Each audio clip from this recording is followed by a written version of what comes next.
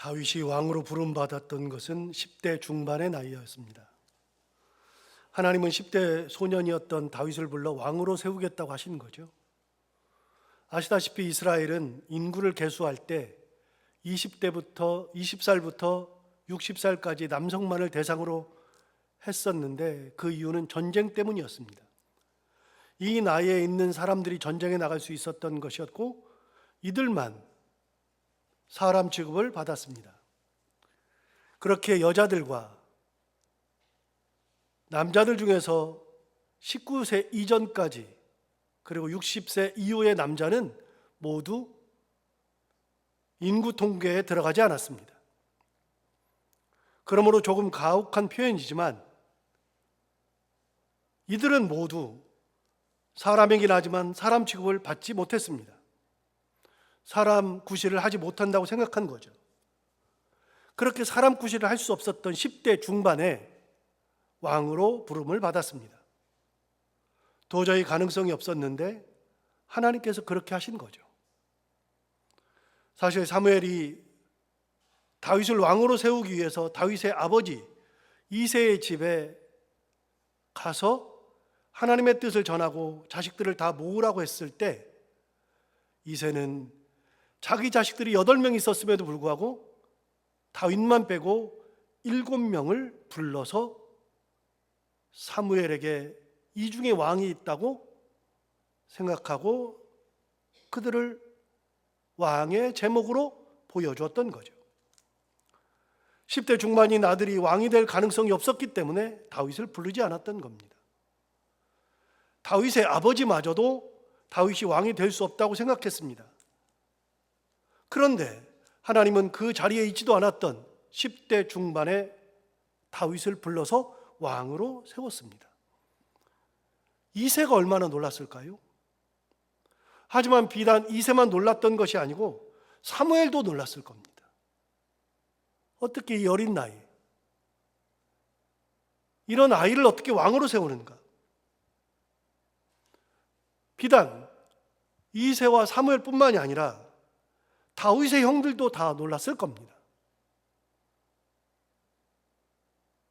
거기다가 다윗 자신도 놀랐을 겁니다.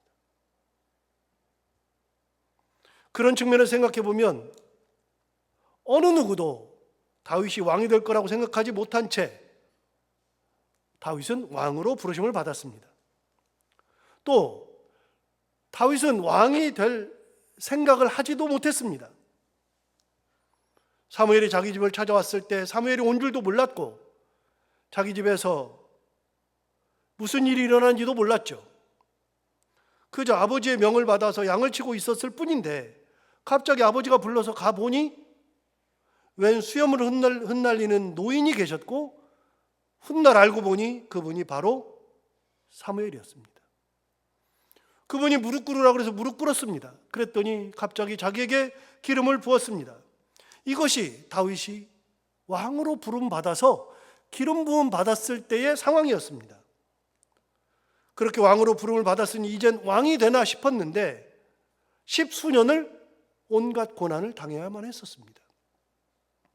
어떻게 하다 보니 사울왕이 귀신이 들렸을 때 자기가 평소에 수금 타던 그런 것이 있었는데 수금을 타면 귀신이 물러가는 것이 있어서 그게 조금 유명해졌나 봅니다. 그래서 사울이 귀신 들려 있을 때 다윗이 가서 수금을 타 주었고 사울의 귀신을 쫓아 주었죠. 형들이 전쟁에 나갔을 때 형들 잘 있는지 보고 오라는 아버지의 명을 받고 전쟁터에 갔다가 골리앗과 싸우게 되었는데 그 싸움에서 물맷돌로 골리앗을 죽이게 되기도 했었습니다. 다윗은 골리앗이 누군지도 몰랐죠. 골리앗을 죽이려고 그 전쟁터에 간 것도 아니죠. 그런데 하나님을 모욕하는 사람이 있어서 도저히 견딜 수 없어서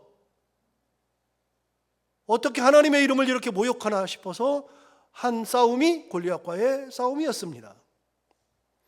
그 당시 어느 누구도 골리앗과 싸우려 하지 않았으니 사울은 누구든지 골리앗과 싸워서 이기면 내 딸과 결혼하게 해주겠다 약속을 했었는데 다윗은 그런 약속이 있는지도 몰랐고 그저 하나님을 모욕하는 사람과 싸움을 한 것뿐인데 골리앗을 죽였고 의도치 않게 사울의 사위가 되었습니다. 그 전쟁을 마치고 돌아오는데 여자들과 어린 아이들이 갑자기 사울이 죽인 자는 천천히요 다윗은 만만이로다라고 하는 노래를 불렀습니다. 다윗이 그 노래를 가르쳐 준 것도 아니고 그 노래를 부르라고 한 것도 아닙니다. 자기 의도랑 상관없이 사람들이 그런 노래를 불렀습니다. 그 노래를 듣던 사울이 기분이 상했습니다. 그때부터 사울이 자기를 죽이려고 했었죠. 결국 사울을 피해서 도망을 하게 되면서부터 유대 광야에서의 10수년간의 고난을 겪어야만 했었습니다. 지금까지의 다윗의 삶을 보면 자기가 원하는 삶이 아닙니다. 내가 이렇게 해야지 한 게 하나도 없습니다. 왕이 돼야지 그러지 않았습니다. 사울의 귀신을 내가 쫓아줘야지 그런 게 아닙니다. 골리앗과 싸워야지 그런 게 아닙니다. 사울의 사위가 되어야지 그런 게 아닙니다. 내가 죽이고 오면 사람들이 노래를 부르겠지 그런 게 아닙니다. 내가 사울에게 미움받아야지 그런 게 아닙니다. 내가 도망 다녀야지 그런 게 아닙니다. 내가 유대 광야에서 10수년 동안 고난받아야지 그런 게 아닙니다.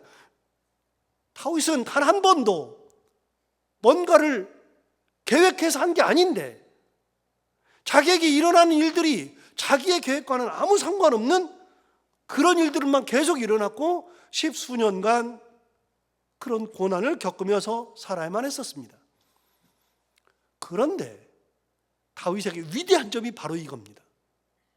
그런 고난의 삶을 살았으면 원망할 만하잖아요. 하나님 왜 그래요? 왜 내가 왕 된다고도 안 했는데 왜 기름 부었어요? 하나님 왜 내가 이런 고난을 받아야 돼요? 원망할 만하잖아요. 그런데 다윗은 단 한 번도 원망하지 않았습니다. 그래서 다윗이 위대합니다. 시편 23편 1절에서 이렇게 말합니다. 여호와는 나의 목자시니 내가 부족함이 없으리로다 라고 노래할 수 있었습니다. 도망 다니면서 모든 것이 다 부족하죠. 도망 다닐 때 먹을 거 없잖아요. 입을 것도 없잖아요. 집도 없잖아요. 여러분 모든 것이 다 부족한데 이 도망 다닐 때 내게 부족함이 없답니다. 왜요? 이유는 딱 한 가지. 여호와가 내 목자가 되시니까. 그렇게 도망 다니면 다 부족하니까 하나님 나 먹을 거요 뭐 부족해요. 나 잘 데도 없어요. 나 입을 옷도 없어요. 왜 내가 도망 다녀야 돼? 그래야 될 텐데 다윗은 단 한 번도 그러지 않았습니다. 부족함이 없다 그랬습니다. 왜요? 여호와가 내게 목자가 되시기 때문에.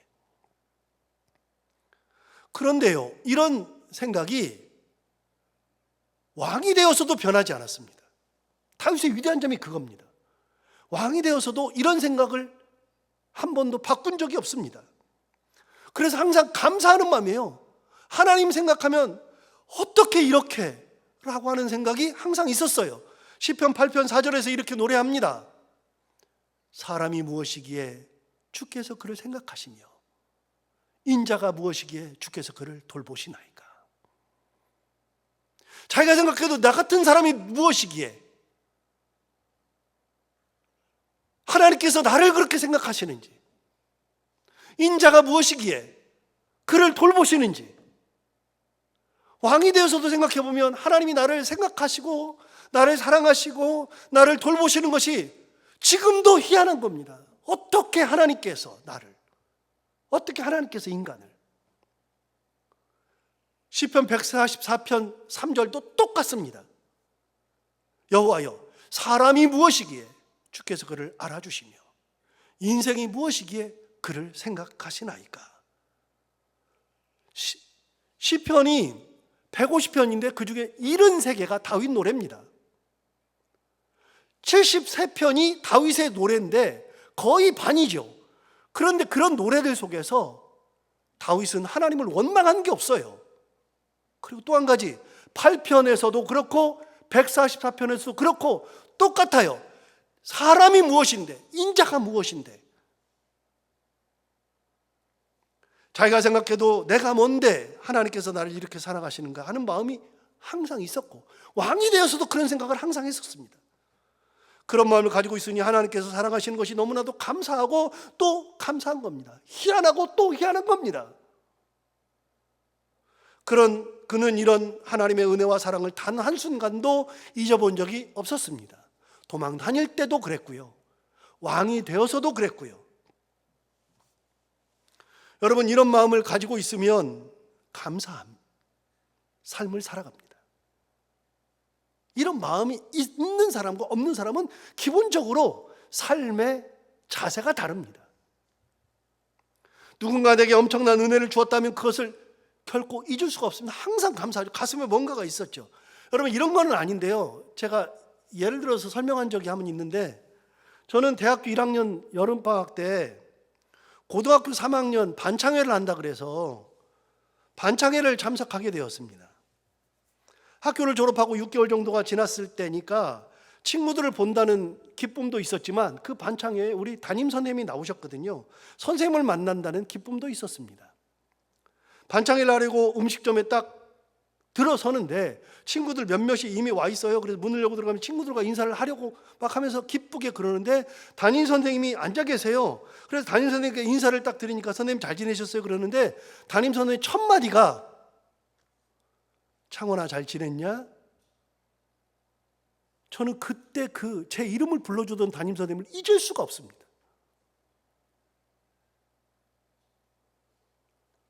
전율이 오는 겁니다.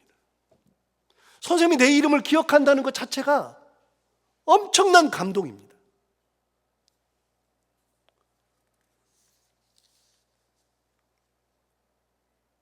저는 그런 기대하지 못했습니다.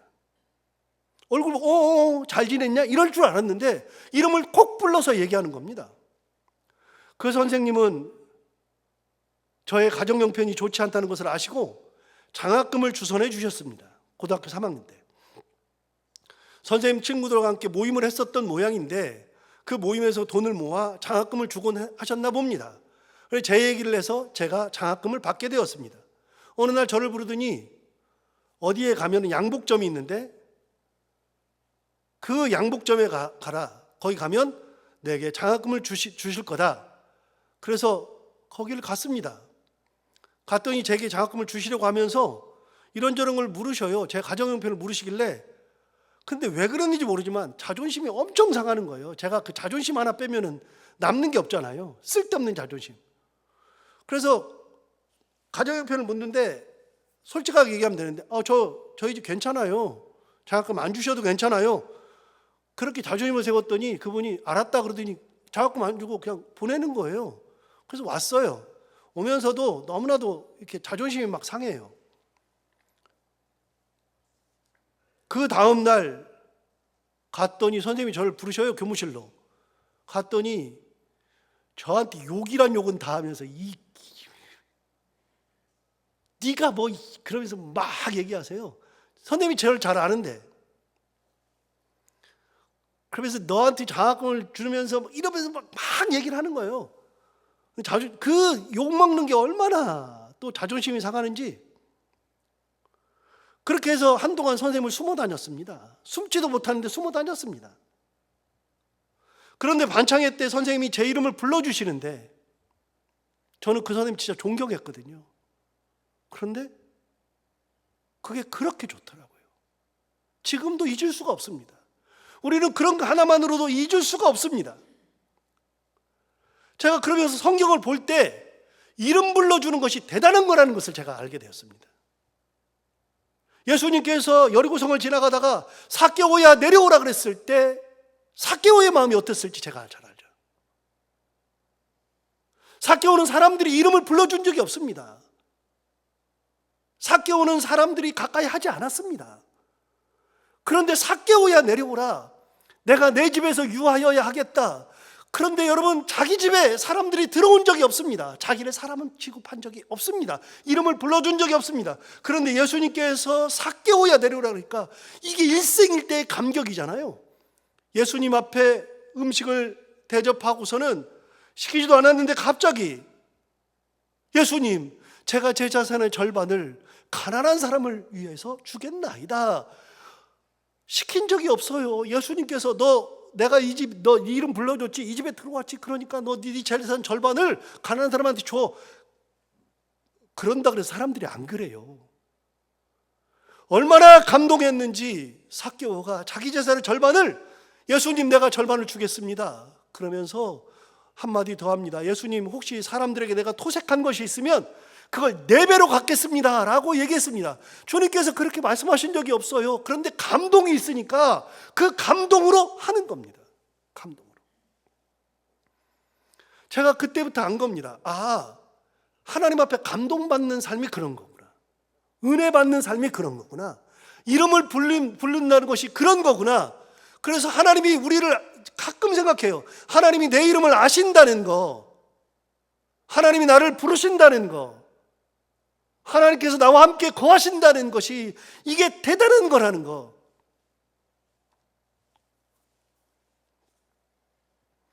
다윗은 하나님이 자기를 왕으로 세운 것을 잊을 수가 없습니다. 도대체 내가 뭐라고 왕으로 세워서, 다윗이 하나님께 부름받기 전에 뭘 했느냐? 목동이었습니다. 양을 치는 사람이었습니다. 그런데 양 치는 사람을 하나님께서 나를 이렇게 만들어 주셨으니까, 양을 치던 목동에서 지금 이스라엘 모든 사람들의 존경을 받는 사람으로 만들어 주셨으니 이게 얼마나 큰 거예요. 다윗은 그걸 잊을 수가 없어요. 그러니까 항상 얘기해요. 사람이 무엇이고 한데 인자가 무엇이기에. 다윗의 위대한 점은 하나님의 그 은혜를 가슴에 품었다는 겁니다. 잊어본 적이 없어요. 그러니까 감사해요. 불평이 나오지 않고 감사해요. 여러분, 우리가 신앙생활하면서 감사하는 것은요, 하나님의 은혜를 내가 품으면 감사한 거예요. 하나님의 은혜가 나한테 머물러 있잖아요. 내가 감사해야지가 아니라 저절로 감사, 찬양. 그러니까 그 감사로 하나님 앞에 성전 지어드린다 그랬잖아요. 하나님이 성전 지으라 그랬어요? 그런 적은 없다고 하나님 말씀하셨거든요. 성전 지어야 된다, 너 내가 이렇게 쓰니까 성전 지어줘, 한 적이 없어요. 그런데 어느 날 갑자기 생각이 드는 거예요. 내가 하나님 앞에 성전 지어드려야지. 우러나와서 하는 거죠. 우러나와서. 그렇게 성전 지어드린다 그럴 때 하나님께서 다윗이 그걸 보고서 말씀을 많이 하세요. 그 말씀은 새겨봐야 돼요. 그래서 사무엘하 7장은 보고 또 봐도 좋아요. 사무엘하 7장에 성전 지어드린다 그랬더니 나단이 참 좋은 생각입니다, 성전 지어드리세요. 그랬더니 하나님께서 나단의 꿈에 나타나셔서 저녁에 다윗이 이렇게 성전 짓는다는 거, 그것에 대해서 평가를 해주세요. 평가하는 내용이 쭉 나와요. 그리고 내가 다윗을 어떻게 해주겠다는 게 쭉 나와요. 그거를 나단이 전해줘요. 그 나단이 전해준 걸 듣고 다윗이 그걸 듣고 너무 감격하고 감사해서, 비록 내가 성전을 짓지 못하지만 너무 감격해서 하나님의 전에 쫓아 들어가서 하나님의 전에서 하나님 앞에 감사 기도하는 내용이 나와요. 감사 기도한 내용이. 그래서 사무엘하 7장, 이거는 몇 번을 되새기면서 읽어야 돼요. 그런데 하나님께서 나단에게 다윗에 대해서 이야기할 때, 다윗에 대한 평가, 그리고 다윗에 대한 하나님께서 가지고 계시는 계획, 다윗 가문에 대한 그런 계획들을 쭉 말씀하시는데 그 중에 평가하는 내용이 사무엘하 7장 8절에 나옵니다. 사무엘하 7장 8절. 그러므로 이제 내 종 다윗에게 이와 같이 말하라. 나단에게 주시는 말씀이죠. 뭐라 그랬냐? 만군의 여호와께서 이와 같이 말씀하시기를, 하나님께서 이렇게 하셨다는 겁니다. 이거 꼭 전해줘. 내가 너를 목장, 곧 양을 따르는 데서 데려다가 내 백성 이스라엘의 주권자로 삼아주었다. 하나님도 그 생각하셨어요. 하나님이 기억하고 계셔요. 너 내가 부를 때가 언제인지 아니? 내가 너를 부를 때가 너는 양들 쫓아다닐 때야. 하나님도 양을 쫓아다닐 때 내가 너를 불렀다는 것을 아세요. 그런데 그거를 다윗도 알아요. 다윗도 잊어본 적이 없어요.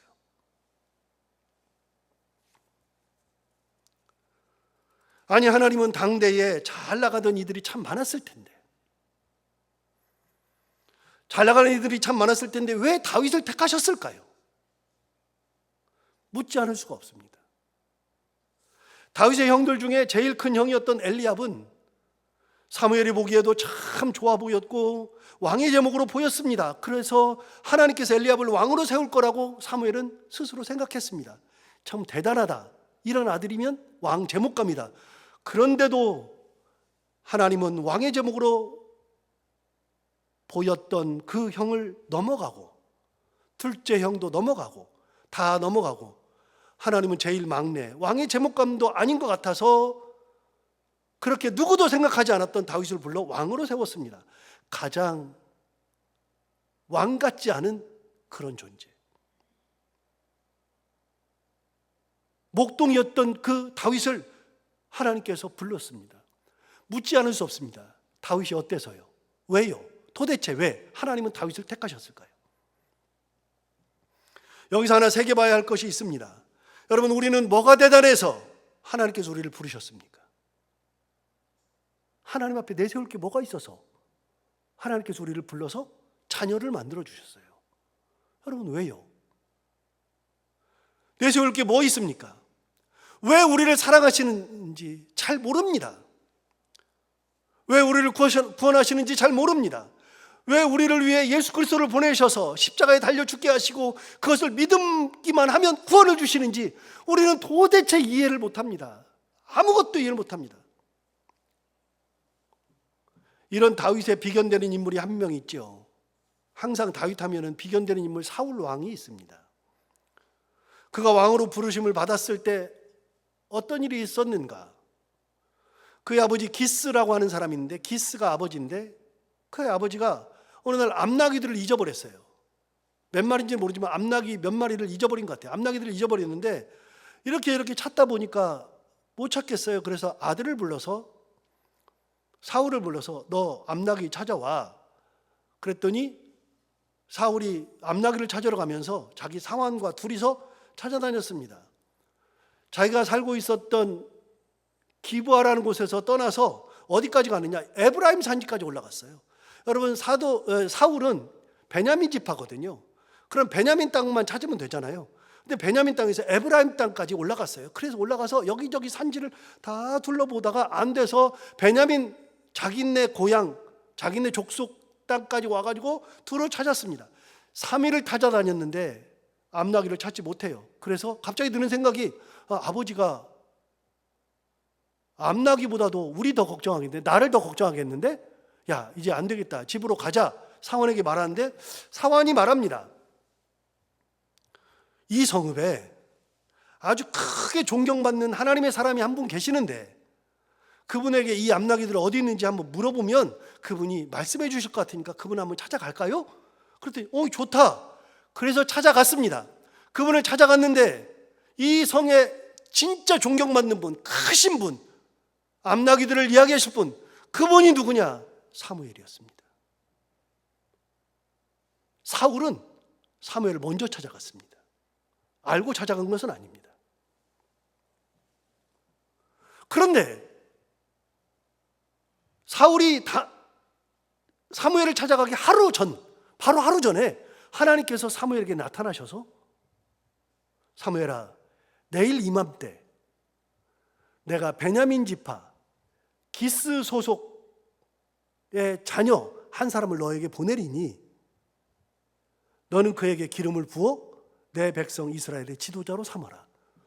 뜬금없이 하나님께서 내일 이맘때 한 명이 오는데 그건 내가 보내는 사람이니 그에게 기름을 부어서 이스라엘 백성의 지도자로 삼아라. 하나님 말씀하시는 겁니다. 그래서 사무엘은 이미 하루 전에 사울이 올 것을 알고 있었습니다. 그렇게 해서 사울은 하나님의 기름 부음을 받았습니다. 당시 이스라엘에는 왕이라는 제도 자체가 없었고 왕 대신 사사들이 다스리던 시대였기에 이스라엘 사람 어느 누구도 왕이라고 하는 것을 몰랐죠. 누구든 왕이 될 거라는 생각을 해본 적이 없습니다. 사울 마찬가지입니다. 사울이 나는 왕이 되어야지, 그런 적이 없습니다. 왕이 되고 싶어 하지 않았습니다. 다윗과 똑같습니다. 내가 뭐가 되어야지, 뭘 해야지, 그런 게 아니고 하나님의 은혜에 의해서 왕으로 부르심을 받은 거죠. 사울도 똑같습니다. 내가 왕이 되어야지. 왕도 없던 시대에 무슨 왕이 되어야지요. 그런 것도 없어요. 그리고 사울은 역시 마찬가지로 그도 뭐 대단한 사람이 아닙니다. 아버지 명을 쫓아가지고서 암나귀 찾으러 다니던 사람입니다. 뭐 대단한 사람이 아니죠. 그런데 하나님께서 그를 왕으로 세워주었습니다. 다윗과 똑같죠. 그런데 다윗과 다르게 사울의 다른 점은 뭐냐면 하나님의 그 은혜를 잊어버렸다는 겁니다. 하나님께서 자기를 왕으로 삼으신 것을 잊어버린 겁니다. 그리고 왕이 된 다음에 어느 순간부터 변하기 시작해서 하나님이 나를 인도하시고 나를 왕으로 삼으시고 나에게 가장 큰 은혜를 주시고 그래서 내가 왕이 되었고라고 하는 것을 잊어버리니까 마치 태어나면서부터 왕이 되었었던 양,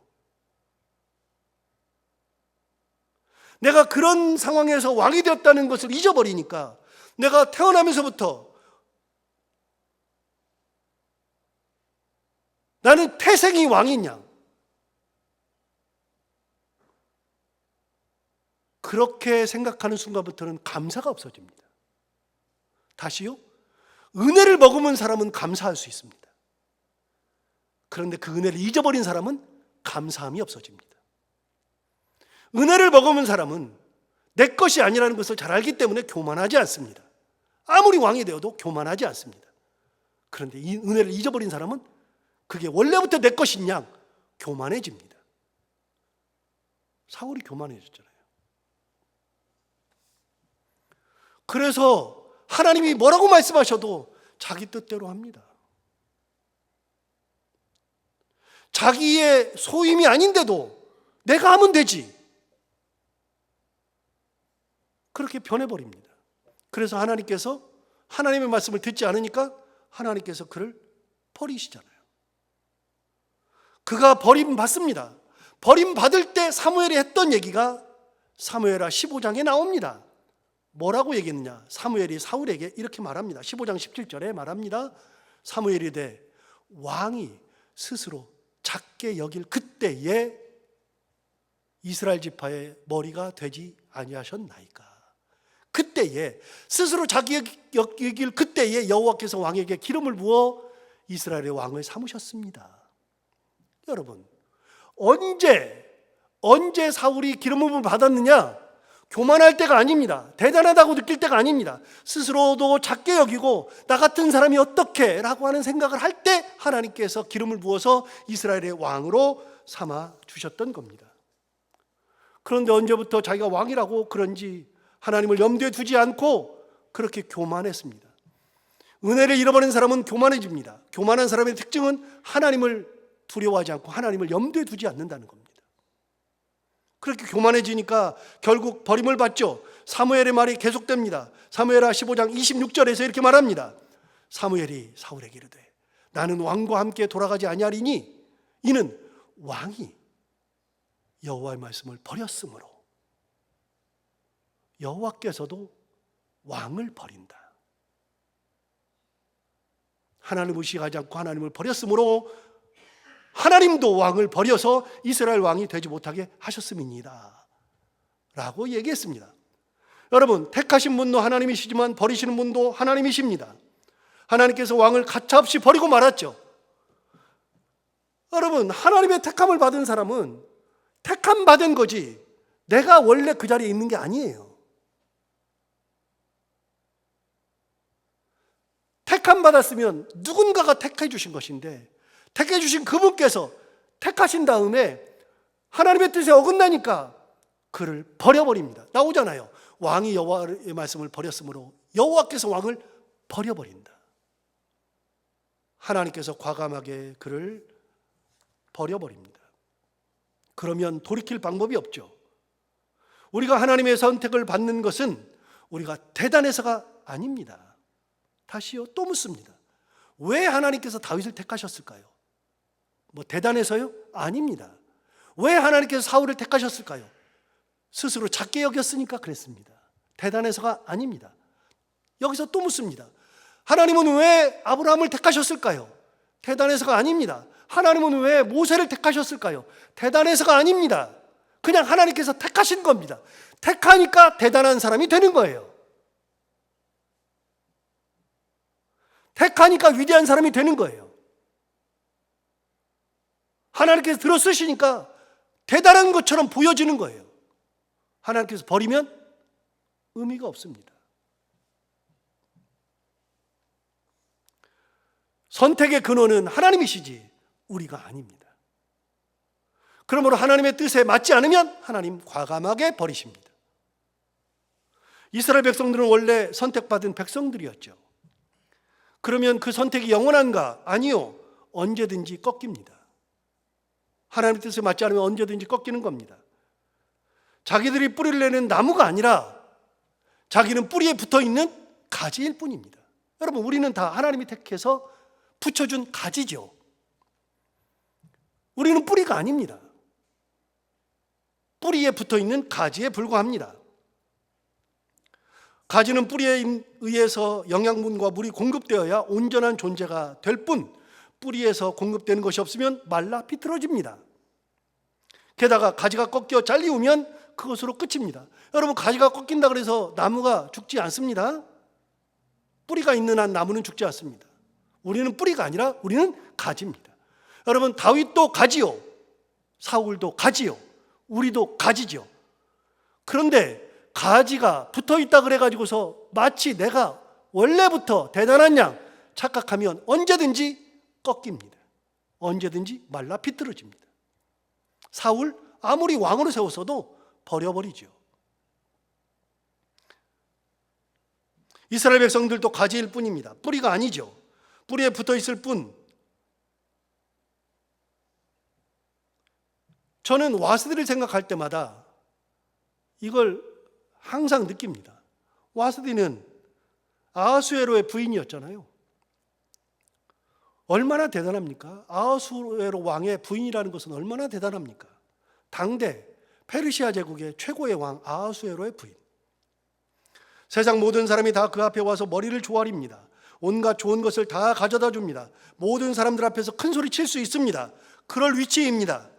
어느 날 남편이 전국에 자기가 다스리는 127도의 지도자들을 다 불러가지고 잔치를 벌였습니다. 오랫동안 잔치를 벌였습니다.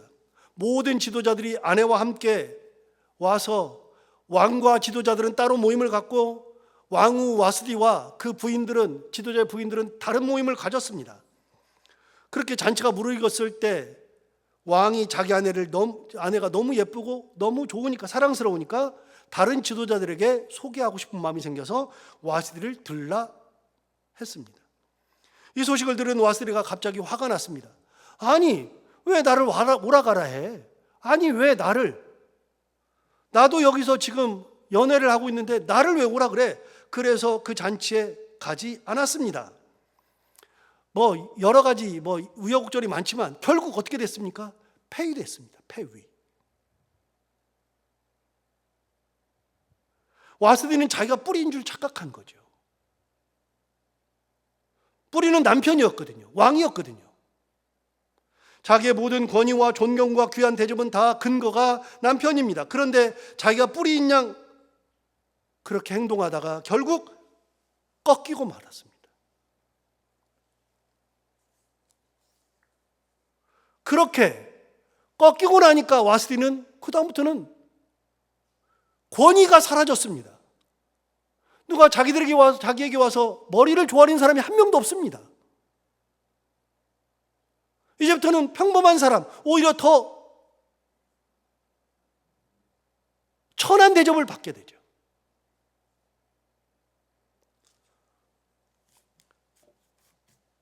그래서 저는 항상 생각하거든요. 목사, 하나님이 주신 거죠. 하나님께서 세우신 거죠. 여기서 담임 목사 하는 거 하나님께서 세우신 거죠. 제가 교만하는 순간 하나님께서 꺾으시면 끝이에요. 근데 안 꺾으시느냐? 꺾으셔요. 이스라엘 백성들은 구약 시대에 하나님의 선택받은 그런 존재였습니다. 그런데 하나님의 뜻에 부합되지 않으니 하나님께서 꺾어버리죠.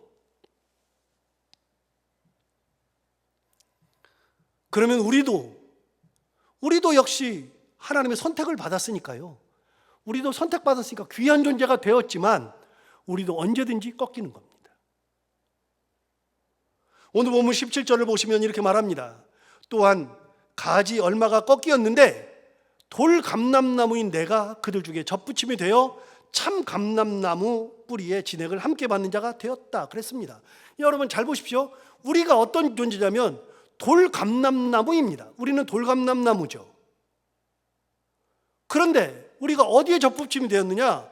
참 감람나무에 접붙임이 되어서 진액을 먹는데 어디 진액을 먹느냐? 참 감람나무의 뿌리의 진액을 함께 받는 자가 되었죠. 그래서 우리는 돌 감람나무에서 참 감람나무에 접붙임 받아서 우리는 참 감람나무처럼 살아가는 거예요. 제가 그래서 돌 감람나무와 참 감람나무를 찾아봤어요. 뭘 돌 감람나무라 그러냐? 저는 식물을 잘 모르니까요.